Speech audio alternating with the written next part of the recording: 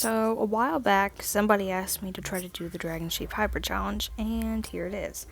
I was originally planning on making these guys adoptables, but after I made them, I changed my mind.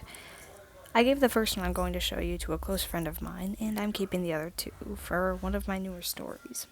I have not decided the gender for these characters yet, though, and I'm hoping to make a part 2 to this, maybe more later on.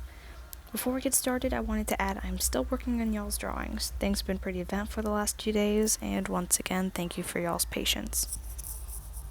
So, the first spin I got was a Hivewing Leafwing hybrid.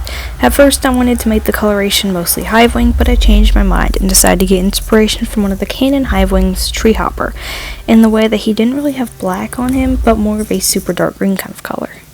I decided to go with shades of dark green, black, and orangish red.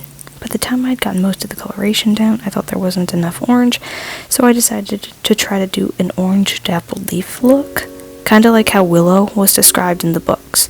As you can see, it did not go well. Anyways, they were named and adopted by one of my closest friends in real life.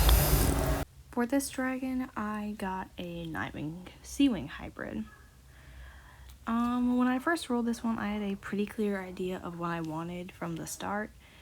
Because I have seen a lot of Seawing Nightwing hybrids out there, I wanted to try and do something a little different.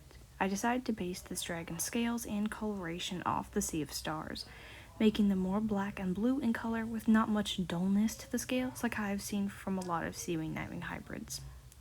I wanted to incorporate the Nightwing stars in all the parts of the body that I could while not making them too sparkly looking.